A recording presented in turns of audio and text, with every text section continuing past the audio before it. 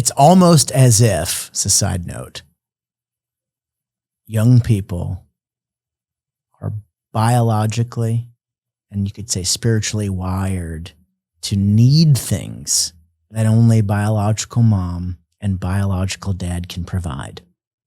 If you've ever wondered if there's hope for the hopeless, for those who have lived in real abuse, experienced the depths of fear, rejected the path of purity, only to wind up in a pattern of maliciousness and rage, well, you're in good company. I've invited an expert in this area, Jeremy Smith, founder of Rethink 315, back on the show. Only this time, not to talk about his ministry, but rather to speak on the oft of the most sensitive topics, his own personal journey from the perils of poor choices to the possibilities of redemption. Can't wait for you to listen in. I'm Dr. Nate Sala, and this is a call to leadership.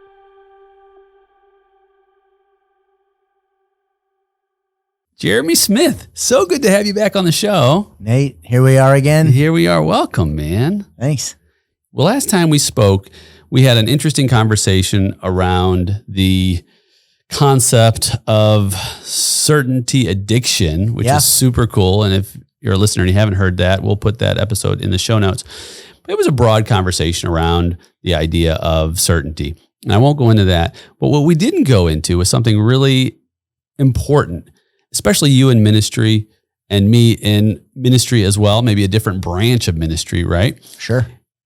Is how we got here. There's such a special place in the backstory of the life we lived that led us to the life we lead today. And there's aspects of it that are pretty juicy, especially you and I having some cross relationships in the club scene in the 90s and early 2000s. We're dating ourselves now. It's an important part of the conversation because the formation, individual formation, where we were, where we are today, it's super cool. And especially in light of the moral landscape, moral fiber, the moral compass. And I say that because, and you know this, morality in the United States especially is in decline. And it's not just me saying that.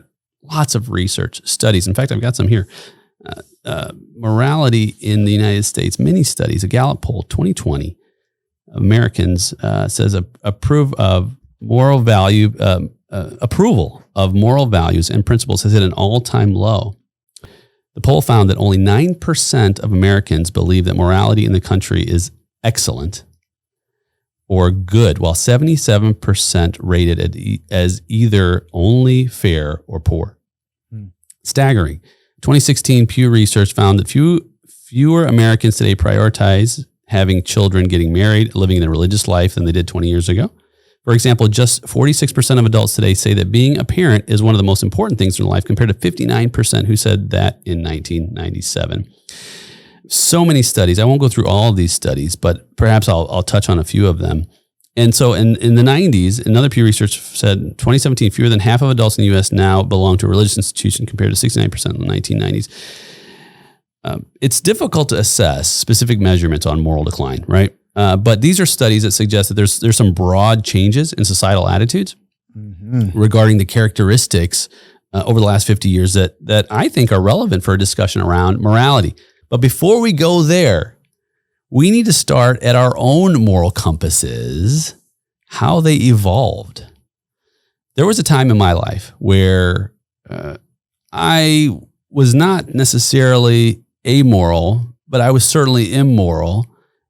And they were very formative years of my life, my early 20s, where I had a desire to simply be without having any authority in my life. So my parents were divorced when I was young, just a little backstory. And so I lived with my mom. My dad wasn't present for a number of reasons, child support and things like that.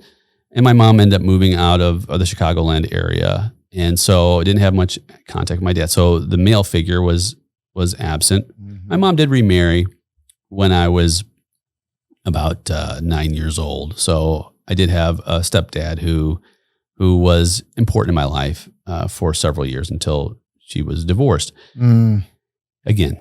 And we went and lived overseas. My parents are immigrants, and we went back to Jerusalem. And so I saw a lot of the pain and the struggle and the trials and the lack of dignity that was happening during a war-torn time in the 80s in that region. Wow. So again, more sort of focus on, authority doesn't really work. This was my worldview as it was developing. You had to fend for yourself. Who's going to take care of you anyway? So these were some of the beliefs that I was developing, some of the principles that I was developing, because morality is a set of principles, right? It's a set of beliefs. In fact, here's a definition, because I think we need to define it.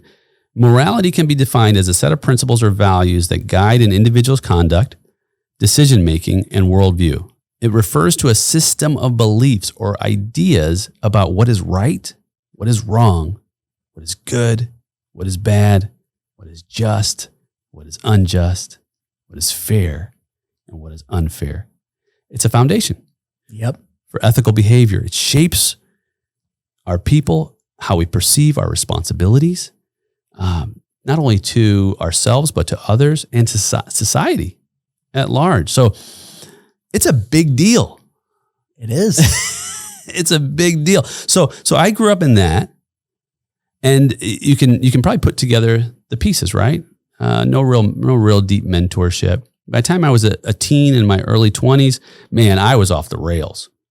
I was just, you'd say, Nate, I couldn't recognize you. You're a different person. We'll talk about the reason for all that later.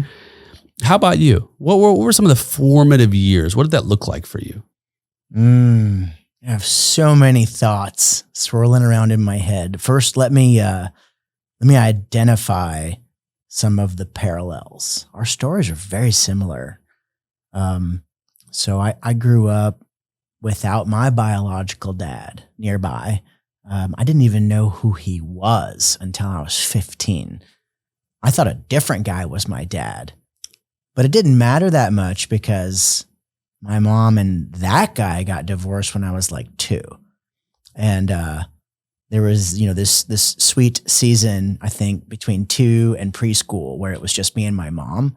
And I have, vague memories of how happy that was and fun that was. And then I'm not sure of all the details, but my mom remarried, and essentially I woke up in a strange house with a new stepdad who was like the kind of guy that gives the boogeyman nightmares. Wow. Right? Like, imagine the last guy on earth that you would want your daughter to marry, or your niece, or your wife even, right? Were she your daughter? This guy was abusive in just about every way you could imagine, and very intelligent, but maliciously intelligent. And he abused my mom in ways that I don't even like to talk about. And he wasn't, especially nice to me, but I managed to avoid the brunt of the physical abuse, but the mental and even like maybe covert spiritual abuse was pretty heavy. How old were you? So it was around preschool. Wow. When my mom married that guy. And I mean, within, just a couple of months, he started showing his true colors. And by the way, my mom, she's not here anymore. She's with Jesus now, and I'm very thankful for that in some ways, as much as I miss her. She has a long backstory, a lot of unfair circumstances, and then, of course, some bad choices too. We'll get into that later. Yeah. But my point in bringing all that up is just to say I was essentially raised by a single mom with this short but impactful season with this very abusive guy. So whereas it was already hard to accept authority, right? Like, and this is, later on in life, right? As I got older, as a kid, I actually wanted authority. I wanted those guardrails. I wanted safety. I wanted a male presence, but the male presence I got was terrifying. And he was mean to my mom in ways that, again, I don't even like to talk about. And I could hear a lot of this as a kid. Yeah. Is that the feeling you would you would place as a primary feeling? Terrified? What do As you a kid? remember? Do you remember fear. how you felt? Fear. Oh, yes. Just straight fear. Yes. No question about it. I was scared of this guy. And in some ways, and I don't want to fast forward too quickly, but in some ways that's why I found refuge in things like BMX, things like skateboarding, which I still do to this day. And I have all the, the knee injuries and back problems to prove it. Right. And I was always really attracted to these various subcultures and sort of rebellious, like outsider type Right. Communities. Right. And we'll talk more about that, I bet. But all that to say, I lived under the thumb of this very abusive guy for, it was kindergarten or maybe pre-K, close to kindergarten or pre-K, all the way through 7th grade. So it was not a long amount of time in the grand scheme of things. I'm 44 now, but it was a significant amount of time as a young person. And those were very formative years. So that shaped me in ways that I still am very aware of today. And lots of counselors have helped me through this, by the way, and prayer and friends, right? And my wife. But like you, I didn't trust authority. Yeah. I didn't feel safe at all. And I was a kid too that, very extroverted. I love ideas. I love people. I love to argue and debate. And of course, when I was, became a teenager, I became a professional debater, right? Oh, yes. With every adult that I encountered. And so, I stood out like a sore thumb at school. And I, at the time thought that it was funny and that it was that even negative attention was better than no attention. Mm-hmm. And because I didn't have a lot of interactions with my stepdad or even my mom, because I was as far away from the house as I could possibly be all the time, on my bike, on my skateboard, climbing trees, going into the wood, like whatever I could do, right? Anyway, all that to say, when they divorced, my moral compass had already been kind of like, hit or miss. I was mischievous, right? Yeah. I was never, as a kid, I don't remember being malicious. Yeah. I remember feeling, maybe you felt the same way. Like, Same way. Yeah. It's an interesting relationship. So one, I want to just pause because you'd mentioned something that is important for the conversation. And I think it's important for the listener, especially from a leadership perspective. You mentioned authority and safety. Mm-hmm. So some sociologists make the argument, and I tend to agree, that there's an unwritten contract when it comes to authority figures in our lives, whether they be an individual, whether they be an institution, whether they be a government. The unwritten contract is, it's an exchange, authority for obedience. And the authority obedience exchange is an exchange for safety. So in other words, I provide authority, you relinquish your autonomy. In other words, you become obedient, and I offer safety. So safety in exchange for obedience with the authority relationship. And once that's broken, once the contract is broken, once I no longer feel safe, then I naturally no longer am required, at least in my own mind, in my own behavior, to honor the obedience part because you've broken your part.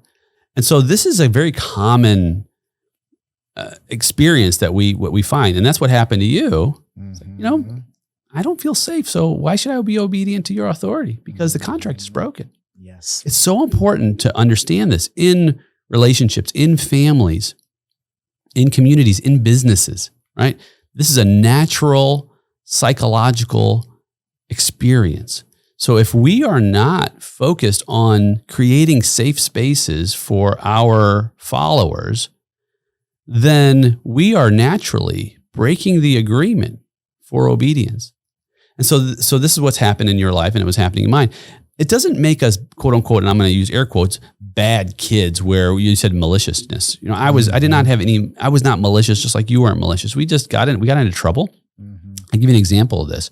So when I was, I don't remember, maybe about 13, 14 years old, I was riding my bike with my cousin, and we were in a town called Aurora, Illinois, which is outside of Chicago. Yeah. Very familiar. Then, I went to high school in Joliet. Oh, well, there you go. Yeah. It is a small world, right? It is indeed. So we're riding our bikes, and we went and just hung out. We were hanging out at a park, and there was a kid who was probably about 10 or 11 was riding his bike. And my cousin said, "Hey kid, let me see your bike." And he got off his bike, and he looked a little scared. He says, "I like your bike better than mine. I think I'm going to keep it." And the kid naturally starts crying.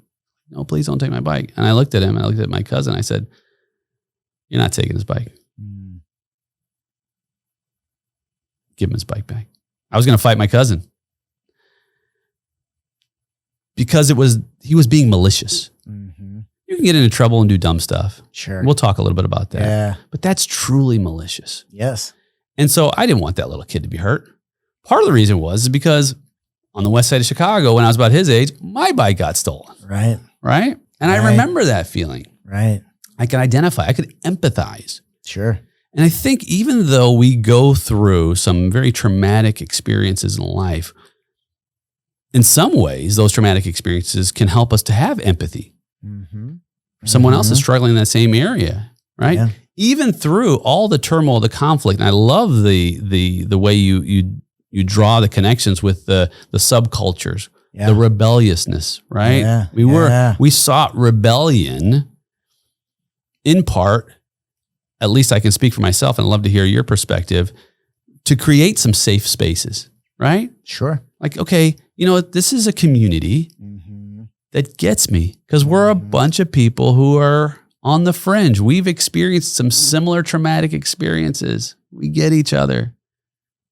And it's an interesting sort of step in the direction. So when you were, how old were you when your mom and your stepdad were divorced? Yeah. So I was 12. I believe I was in 7th grade on my way to 8th grade. Yeah. And what's interesting about what you said is, while I wasn't a malicious kid up to that point, and while I did have context for empathy, like I've been on both sides, right? I've been bullied and the bully. More bullied as a younger person, more feeling powerless and fearful. But unlike you, I think, and I don't know the rest of your story, but I want to hear it.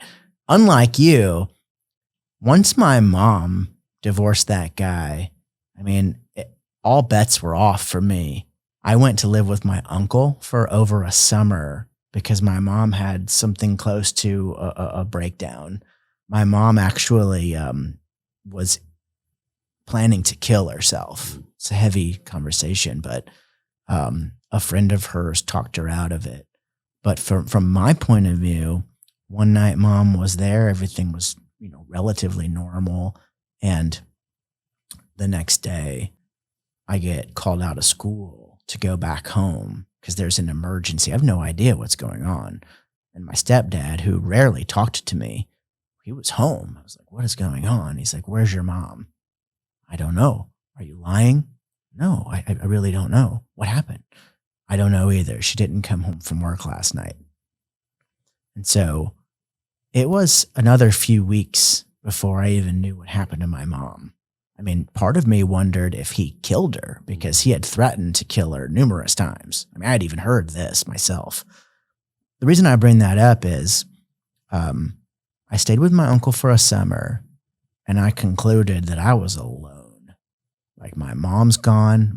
All my uncle would tell me was, "Your mom's very unhealthy, and until she gets healthy, you're staying with us." And it was open-ended. He didn't say for a few weeks or for a few months. As a matter of fact, he alluded to the possibility that I might live there until I graduate high school. I was terrified. But I grew up, within days, I think. Childhood gone.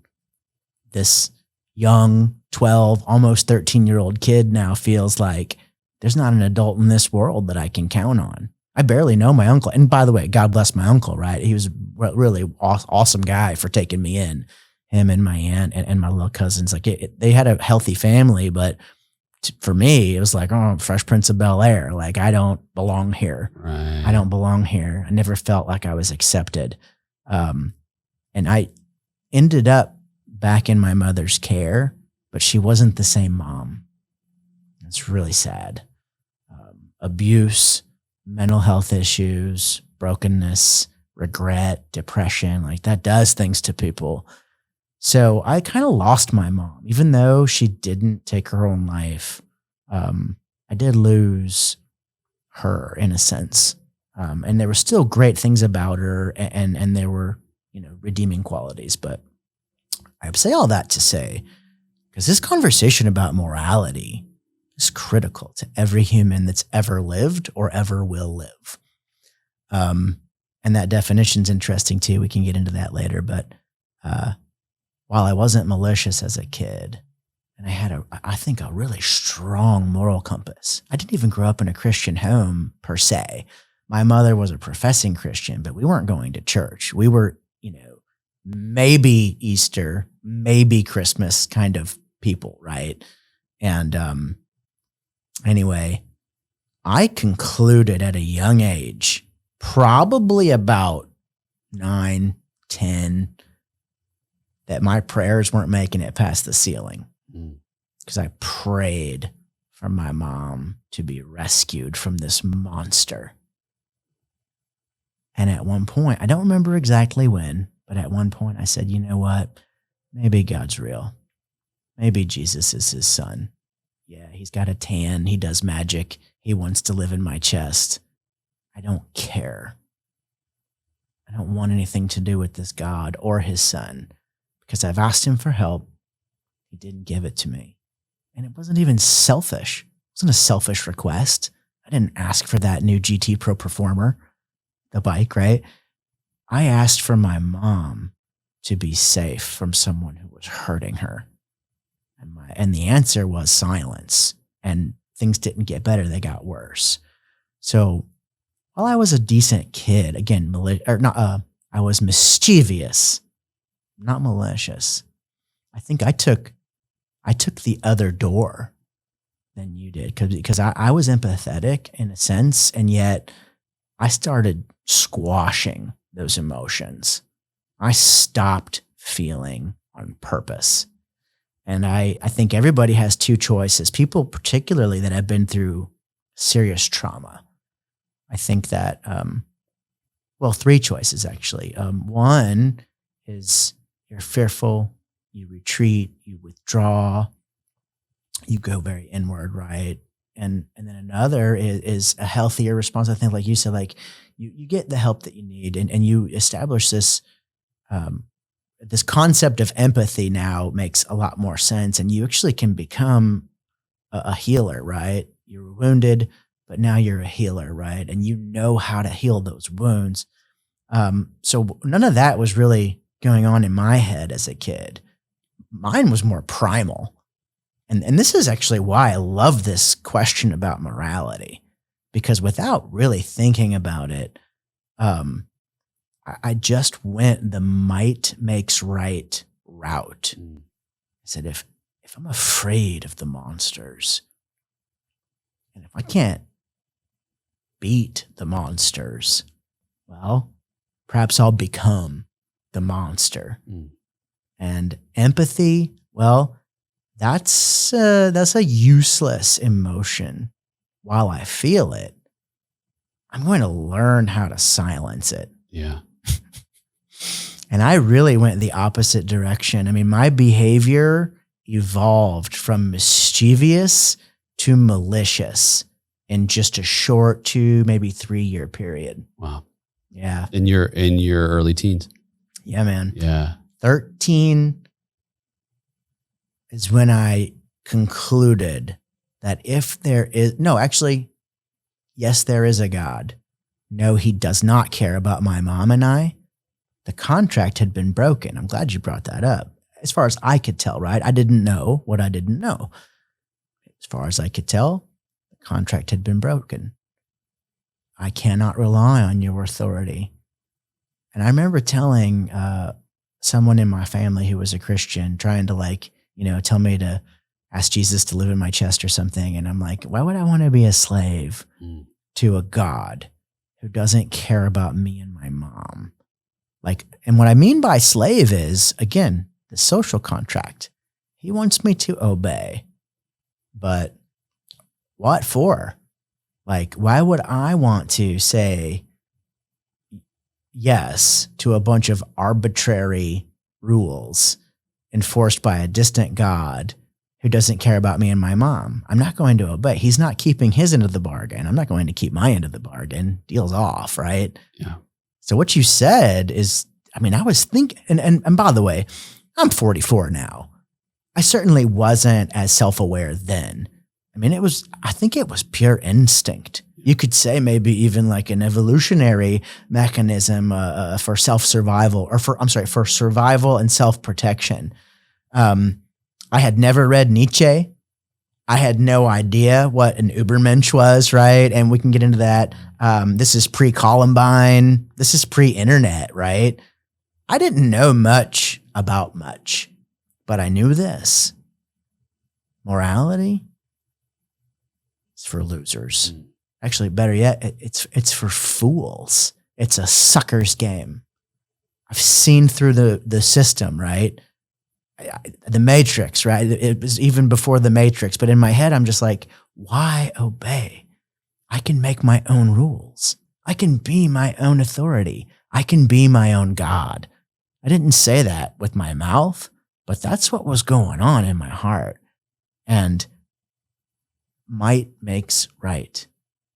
If I can get it done through fear, intimidation, or in my case, because I'm not a very big guy, through manipulation, then the ends justifies the means. And that landed me in prison, by the way, which you may have not, or maybe you didn't know that. I didn't know that. We'll talk more. Yeah. But this is a heavy topic. And I know a lot of young people come to these same conclusions, right? Someone listening right now, maybe in that place right now where you were right now at this very moment, like, hey, I can invent my own security. Nobody else is going to do it for me. That's right. Whether it's on earth or in heaven. Mm-hmm. This is a place that people, I suspect, not just younger, people at any stage of the journey. Such a powerful story in your journey, and almost with goosebumps, because some variances and some tangents in us. However, one that was spot on, even to the point where it was almost an identical story, was you'd mentioned living with your uncle for a summer. I lived with my uncle for a summer. Really? How old were you? Oh, 14. Yeah, that's close. My mom had her first nervous breakdown. And she moved overseas. I stayed with my uncle. The growing up and those moments, and I said, well, she got some medical help, and turns out that she had bipolar, and so she decided she was going to go live overseas, and I didn't want to go. My brother and my sister went, and she gave you a choice. She gave me a choice. It was more of, I'm not leaving. I'm done. Either I don't go, or I go find another place to live and nobody finds out. Kind of the same thing that you're going through, right? You're like, look, I'm just going to invent my own future that I feel is safe and secure for me. We came from a religious background. So I had, interestingly, it was Islam, it was right? Muslim, Islamic background. So I had practices, very disciplined in a lot of aspects of certain conditions of morality. However, my view of authority was, as you said, I'm just going to take matters into my own hands. And then my mom says, well, why don't you go live with your dad? I said, okay, I'll go live with my dad. My dad lived in Chicago still, which is where I'm from. But you didn't know him that well, right? Yeah, I would just see him like once a week, a year. Yeah. So I was angry. And so I was, as you and I were about the same stature, I was a fighter. I was actually a physical fighter. So I looked for fights and altercations. I didn't care how big they were. If I got beat up, I got beat up. And I just didn't like bullies. And the old Avengers, Captain America, you want to go kill do you want to go kill Nazis? He says, no, I just don't like bullies, right? That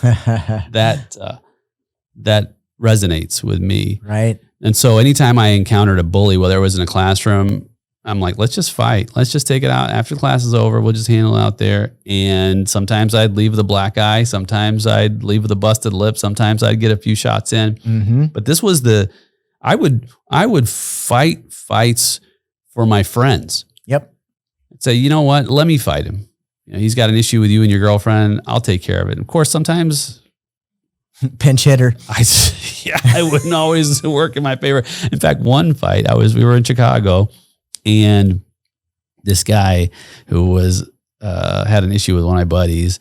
We were on the corner of a street called 22nd, which is Cermak, and in Cicero, a town called Cicero on the west side of Chicago. And we're fighting, and this guy was a wrestler, and he puts me in this wrestling hold. I'm like, what are you doing? This is unfair, illegal move. I'm like, you got to let me out of this move so we can fight. Right. He's like, I'm not letting you out of this move. We ended up becoming friends. That's how usually guys end up, you have a fight and then you become buddies. For sure. Right? Yeah. That happens a lot. Yeah. So my dad, God bless him, man. So he has no experience in parenting. He inherits an angry, rebellious young man who is in some ways just off the rails. It was really reckless. I look back and I'm like, boy, I feel so bad, right? My dad's no longer with us as well. And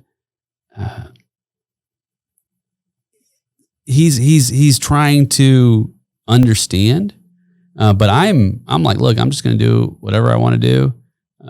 And the smallest infraction that I thought was impeding on my freedom, I just go nuts. And my dad's like, he never raised his voice at me, never laid a hand on me.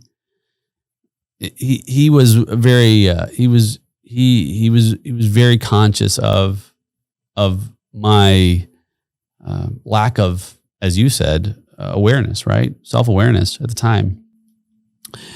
And interestingly, my grades in 8th grade were fantastic. I had straight A's. And then 9th grade, when all of my mom and my former stepdad were still together, and they break up. She has her nervous breakdown. And then grades go in the tank. Relationships go in the tank. Just the entire fabric of my foundation crumbled. It's almost as if, it's a side note, young people are biologically, and you could say spiritually wired to need things that only biological mom and biological dad can provide. I don't know why that's a controversial statement in some places, but it seems to me that's the case. That is 100% the case. Man, Jeremy, I wanted to be with my dad, like my dad. And I loved my stepdad. He was a good stepdad. Unlike your situation, he provided. He was caring and loving. But he wasn't the person who I wanted to model and emulate. I wanted to walk like my dad. I wanted to eat like my dad. I wanted to sound like my dad. It wasn't anything, by the way, this may be different for some people, but it wasn't anything that someone had to tell me either. Like you should. It was just like I longed for that connection. Yeah.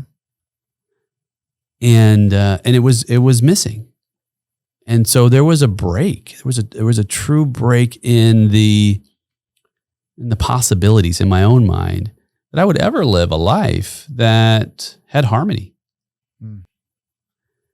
And so as we progress into these teen years, you get into high school, of course. Now, where are you at the time? Yeah, for me, so 7th part of 8th grade, uncle.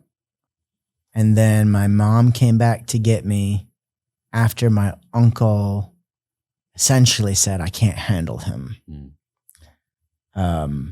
And it's interesting because while I'm more of a talker and a lover than a fighter, I was a lot like you in that I did pick a lot of fights, and I probably lost more than I won. And actually, my mouth got me into more fights than my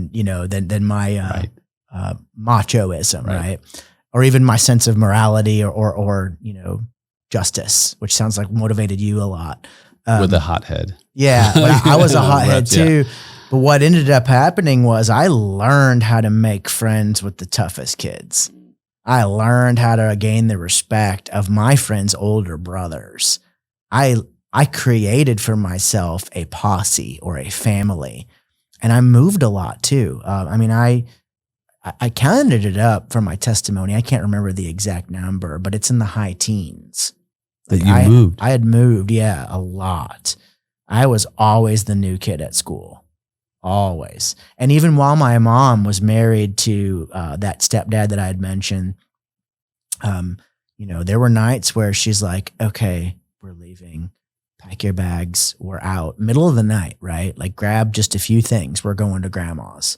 And that happened 2 or 3 times, and they were separated a couple of times. And there was one point where she actually left him and we started a new life somewhere, but he would always win her back with bribes, promises. None of it stuck, but my mom wanted this to work because she had 2 other kids with him too after, so I was the stepkid, but I had 2 half brothers, which, I love dearly. And yet those were his kids, not me.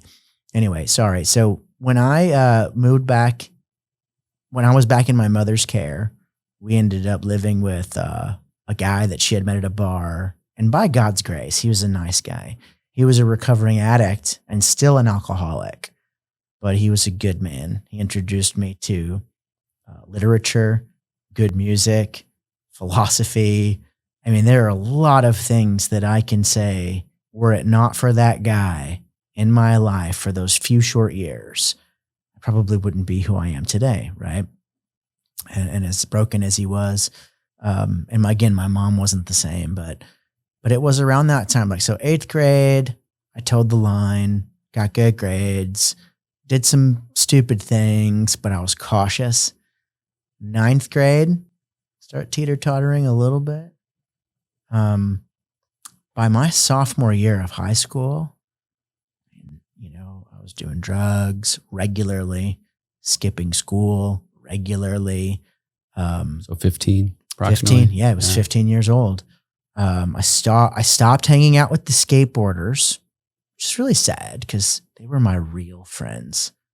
But in that cultural moment, being a skateboarder was like social suicide. Like I kind of grew up in the wrong, era, right? Because for us, that was the rebellious thing to do. And being a rebel wasn't really cool. Like you weren't with the jocks, you weren't with the nerds. And I don't mean these terms, by the way, in like a negative sense. I'm just labels, kid labels, right? High school labels. Yeah. You didn't fit in with the athletes or the smart kids and even some of the preppy cool kids. Like I just didn't. And so I did like a whole makeover. Like I changed my clothes, changed my vernacular. Like I adopted new slang terms because around high school, freshman, sophomore year, I realized skaters are not dating the prettiest girls in school. I would like to date the prettiest girls in school. As a matter of fact, I'd like to do a lot more than dating. That was another part of my story, right? But I kind of said goodbye to my skater friends and became something I wasn't. And it was like the first of like several times in my life where I would like adopt an identity that would benefit me. And so I started hanging around with like the cool kids and started dressing like the cool kids so that I could, sit at a different lunch table. But I also brought my skateboard to school, hid it in my locker, and in my book bag, I had my skateboarding shoes and an old pair of pants and a t-shirt. Nice. So after school, I'd go back to my old crew, and it was a love-hate thing with them because it's like, dude, you pretend like you don't know us at school, but then after school, you're skateboarding until it's dark like the rest of us. And I think I got a pass because I was very good. Like I was every skate park I went to or street spot I went to, there could be 20 kids there and I'd still be top 3. I was never a pro, right? In the Midwest, that's not an easy feat, right? But I was pretty good. You could handle yourself. I could, and I don't say that to boast, but when you do something, from sun up till sundown every day for years, you get good at it. You become proficient. Yeah. Yep. Anyway, so this malicious streak. Again, I did not read Nietzsche. I didn't even know who that was. And yet I had come to this conclusion subconsciously that like there's no reason to obey. Like the social contract, altruism, fairness, it's a sucker's game. Didn't work for me, didn't work for my mom. I'm going to rise above that. And that's how I become the Ubermensch or the Superman. I'm above morality. I'm calling the shots. I'm my own God. I'm my own authority. And a lot of people actually live as if that's true. Whether they become violent or manipulative or not, they're essentially they're their own lawgiver, right? There's no objective standard outside of maximizing pleasure, minimizing pain. Right. This is what I started doing. And I'm telling you, it didn't take long for me to silence that small voice that said, this isn't good. Don't hurt anybody. Please just tell the truth.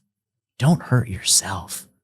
Like that voice became like a distant memory to me because I just kept doing things, even though it's almost like, watching movies, and I've never killed anybody, but you watching movies where people talk about, hey, the first one's the hardest, right? Right. It was like that. Yeah. Like it wasn't easy to shoplift the first time, but by the 20th time, I was pretty darn good at it. It wasn't easy to seduce my buddy's girlfriend the first time. Felt kind of bad, but 4 or 5 occurrences of that and you feel less bad, right? And it wasn't, like it's just a snowball effect. And I really got to the point where I was fighting all the time. I'd been kicked out of 2 different schools. And I really believed, maybe you believed this too at one point, that what it meant to be a man, because I didn't have a lot of great male role models. And by the way, my mom's boyfriend was a nice guy. He was a philosopher, a poet, a musician. And I loved that about him, but I didn't respect him, right? I didn't respect him at all. It wasn't until later that I grew to respect the gifts that he had given me in terms of literature and music. But my point in saying all that is just to say that, like a lot of guys that grow up without a dad, my idea of masculinity was totally shaped by my friends' stupid brothers, my stupid friends, and stupid people on like MTV, right? It's like, okay, fighting, machoism, that brand of masculinity, right? That's how you show you're a man. Womanizing, like kids nowadays call it, like upping your body count, right? Who knows what we called it back then, but if you had a lot of interactions getting jiggy with it. Getting jiggy with it. So fighting, womanizing, and then the last one for me was really just saying yes to every dare. Like that's how I learned to survive in new schools. Was I would meet like prison rules basically. Like go in, find the biggest guy, and pick a fight with him, right? You'll gain the respect of everybody.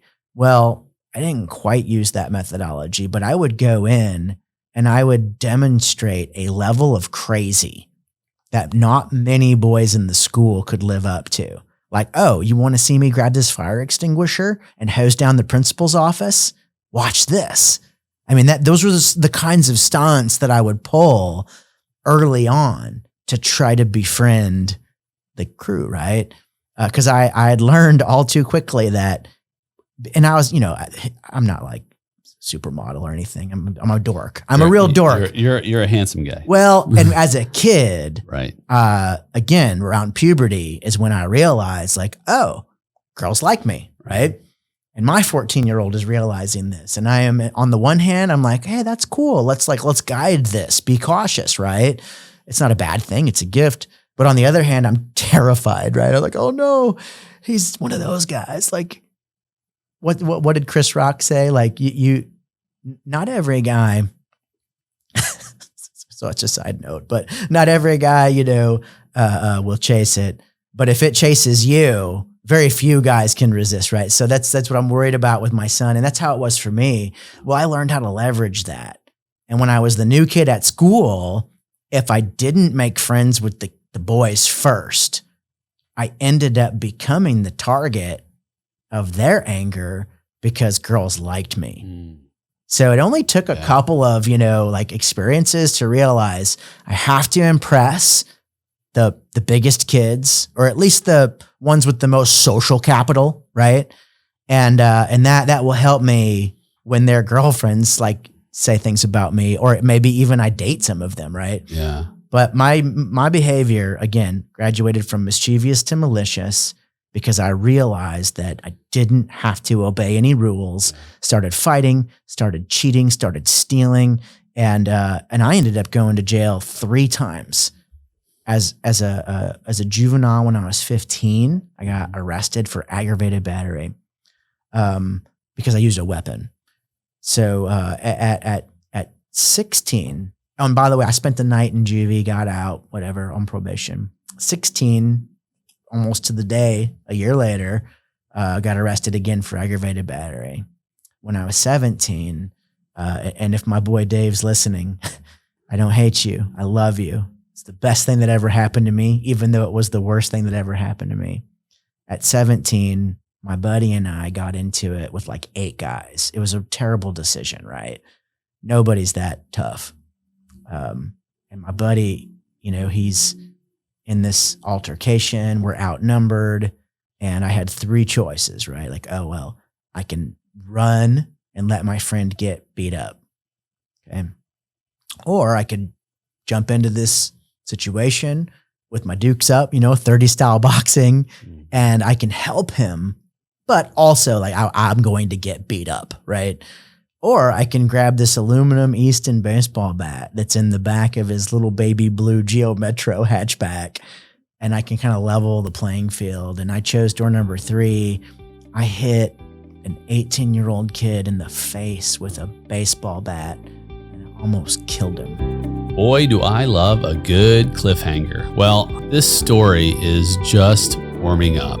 Tune in next week to hear part 2 of Jeremy's journey from rage to redemption. I really appreciate you joining us, but you don't have to wait till next week to listen in to the show. In fact, the next episode is part of a series on power that I'm hosting during our one-on-one episodes and how to leverage it. I can't wait to see you again. I'm Dr. Nate Sala. This is A Call to Leadership.